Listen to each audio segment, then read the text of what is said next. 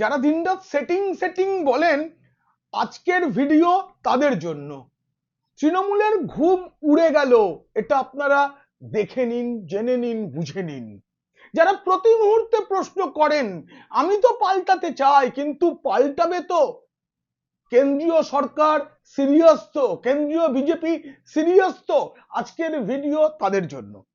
আপনারা অনেকেই ব্রিগেডে যে সমাবেশ হলো বিজেপি, সেখানে প্রধানমন্ত্রীর বক্তব্য শুনেছেন। যারা শোনেননি তাদের জন্য তো বটেই, যারা শুনেছেন তাদের জন্য আমি কয়েকটা জায়গা মনে করিয়ে দিতে চাই। যারা মোদি দিদি সেটিং নিয়ে এখনো সন্দেহ প্রকাশ করেন, যারা এখনো বিশ্বাস করতে চান না, যেটা আমি বারবার বলি আপনাদের বিশ্বাস ভুল, তবু বিশ্বাস করতে চান না যে প্রধানমন্ত্রী পশ্চিমবঙ্গে পরিবর্তন চান, তারা দয়া করে এই ভিডিও শেষ পর্যন্ত দেখবেন। যদি প্রতিবেদন ভালো লাগে অবশ্যই সাবস্ক্রাইব করবেন।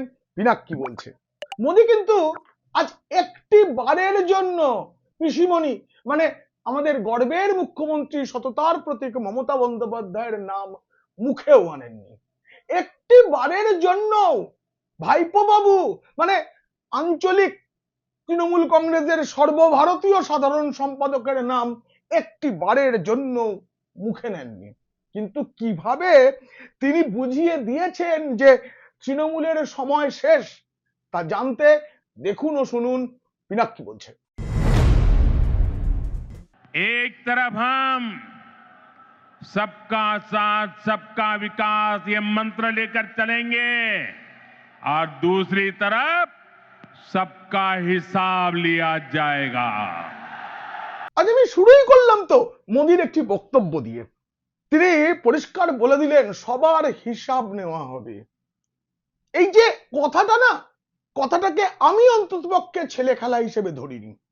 দেখুন, ব্রিগেড প্যারেড গ্রাউন্ড অনেক ইতিহাসের সাক্ষী। যখন যখন পশ্চিমবঙ্গ দেশকে দিশা দেখিয়েছে, তখন তখন ব্রিগেড ময়দান থেকে আওয়াজ উঠেছে।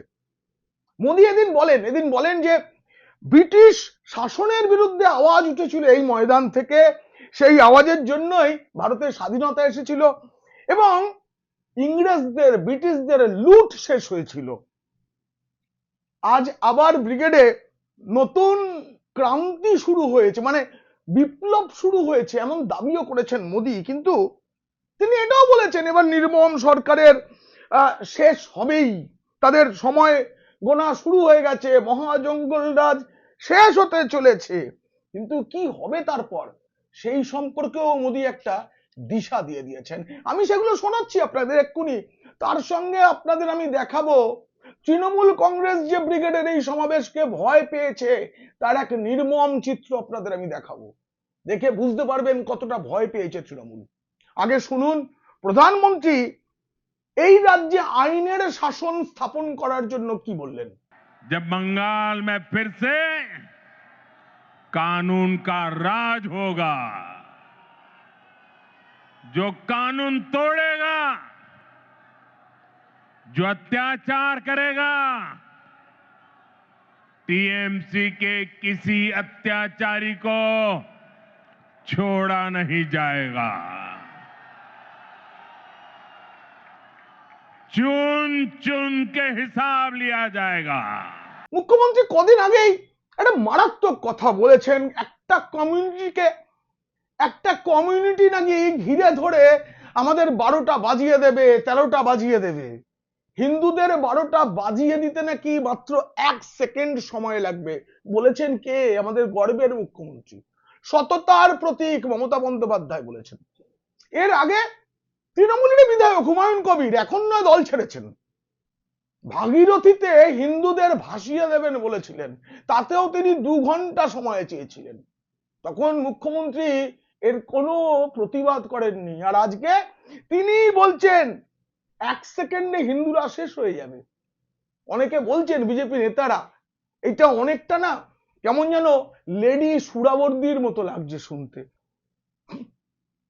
প্রধানমন্ত্রী আমি বলছিলাম না একটি বারের জন্য পিসিমণি বা ভাইপো বাবুর নাম নেননি। এই নির্বাচনী প্রচারে আপনাদের বলে দিচ্ছি তিনি আর আগের মতো দিদি দিদি বলে ডাকবেন না। দিদি পিসি এসব আত্মীয়তার ডাক, এইসব ডাক আর উনি শোনাবেন না। তার বদলে প্রধানমন্ত্রী না, এই যে হিন্দুদের শেষ করে দেওয়ার হুমকি, সেটাকে যে ভালো চোখে দেখেননি তা আজ কলকাতার মাটিতে দাঁড়িয়ে স্পষ্ট করে দিলেন। आज बंगाल को असुरक्षित बना दिया है और अब तो यहां खुलेआम धमकी दी जा रही है। कहा जा रहा है एक खास कम्युनिटी वाले मिलकर आप लोगों को खत्म कर देंगे। संविधान की कुर्सी पर बैठकर ऐसी धमकी, करोड़ों बंगाली लोगों को खत्म करने की बात आपके मुंह में शोभा नहीं देती है।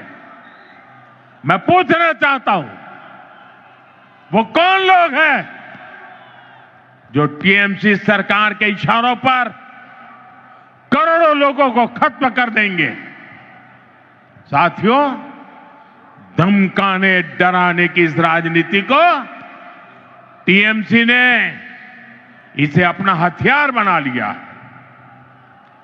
चुनाव में वोटरों को धमकी, सरकार की नीतियों के आलोचकों को धमकी, मीडिया को धमकी, विपक्ष को धमकी। ये बंगाल में खौफ का कैसा माहौल बनाकर रखना चाहते हैं, ये पूरे देश को जानना चाहिए। ये लोग कहते हैं तृणमूल को जिसका वोट नहीं, टीएमसी को जिसका वोट नहीं, तो वो बंगाली नहीं।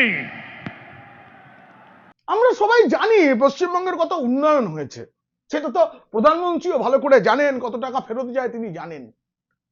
ব্রিগেড সমাবেশের আগে একটি সরকারি অনুষ্ঠান থেকেও 18,000 কোটি টাকার বেশি প্রকল্পের তিনি শিলান্যাস এবং উদ্বোধন করেছেন, কিন্তু সেই সঙ্গে তিনি বাংলার মানুষকে গ্যারান্টি শোনালেন, সেটাও এই বাংলায় দাঁড়িয়ে।